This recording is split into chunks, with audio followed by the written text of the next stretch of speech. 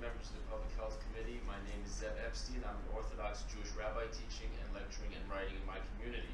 As an Orthodox Jew, I'm sensitive to some of the things that I've heard today, and I'd like to comment on some of them. I am sensitive to hearing that the non-vaccinated community referred to as a vocal minority in a somewhat dismissive manner. Is it proper talk to hear in an American legislative body that we do not need to give serious consideration to a minority because they are a minority? And I ask that not as a Jewish rabbi, but as a seventh-generation American.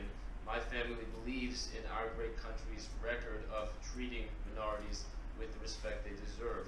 I am sensitive to hearing the sentiment that I've heard expressed that a medical exemption is a valid necessity, but a religious exemption is expendable. A religious injunction, for me, is just as inviolate as a medical contraindication. Religion is not a sentimental or romantic abstraction. It's not a smokescreen for those parents in my community who do not vaccinate. Their children are also immunocompromised. They cannot vaccinate them because their religion doesn't allow for it. I'm sorry, Rabbi, I'm going to have to stop you there. The time's up. And can I please ask you to make sure that the clerk has your name so that we can reference it correctly in the record? Are there any questions or comments? Yes, Representative Michel. Thank you, Madam Chair. What do you do about immunocompromised children? If this bill is rejected, how do you feel about the detrimental effect on the immunocompromised? Right, so that's something that many of my colleagues are concerned about, and they've put deep thought into it. The rabbis have been looking. The question has been asked, by many people in this committee. Where is the proof that the unvaccinated children are actually causing a health threat? And many rabbis have been looking for the proof, and they haven't found it. So, in their opinion, the healthy, unvaccinated child is not, doesn't have disease in him, and therefore he's not a threat to the immunocompromised child. So, many rabbis are not concerned that the unvaccinated child actually poses a threat to the immunocompromised child, because they haven't seen proof that that is the case. So. Many people, myself included, don't view this as a threat to the immunocompromised child. But if we do want to assume that there is some problem, there would be some issue for an immunocompromised child in a school, and again, I consider a religious parent that will not vaccinate their child because of religious reasons, that child is also immunocompromised. So who do we send to school? Only the healthy, irreligious kids? Meaning, why is that immunocompromised child who cannot get vaccinated for medical reasons different than that immunocompromised child who cannot get vaccinated for religious reasons? We're calling that immunocompromised child not able to be vaccinated, not his fault, but it's against his will. He can't be vaccinated. But the religious parent is not vaccinating their child, but that's their decision that they made.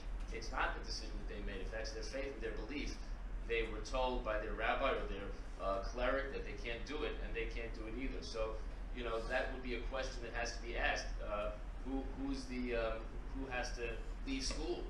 I think they should both stay in school. Thank you for that, and thank you, Madam Chair. Thank you. Are there other questions or comments? Representative Hennessy. Thank you, Madam Chair. I'm delighted to see you. You finally got up here to testify.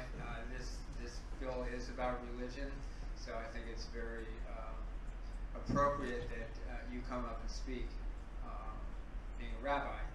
So I understand it that Jewish people vaccinate. So how can you say that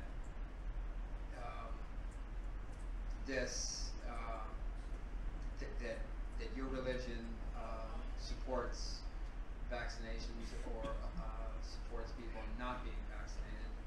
So that's a very good question, and that question has come up not only in this legislature. I was present in New York as well, and in Trenton, and so many legislators, have heard that Judaism does not prohibit vaccination.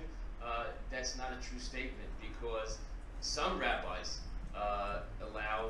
do not prohibit vaccination. Some rabbis obligate their congregants to vaccinate, but it is not a universally held ruling, which means just like We've seen so many doctors coming in here and telling us their different medical views. There are three distinct rabbinic views on vaccination. There are rabbis who will tell you that Judaism has nothing wrong, has no problem with vaccination. But I have testimony that I've submitted to the committee from one rabbi who was a teacher of mine who does forbid vaccination, and he is a decisor in Lakewood, New Jersey, and he has submitted a testimony with several other Orthodox rabbis who absolutely forbid vaccination. Earlier today, we had a Rabbi Green from Massachusetts was with us. He had to go back to Massachusetts to tend to his flock who were rampaging through Massachusetts. But he also submitted his testimony. He asked me if I could read his testimony. Judaism strictly prohibits the current vaccine policy, and Rabbi Green reports that not one single Orthodox rabbi that he encountered can endorse the hepatitis B vaccine. They all conceded it's against Jewish law to subject a young Jewish child because there's no significant risk factor that would justify that injection for our community. So that's again a point that's very important to bring up over and over. Measles is an infectious childhood disease. Hepatitis B is transmitted through immorality, as is other diseases on the schedule that are not applicable to a faith community that's going to be monogamous and abstain before marriage, etc.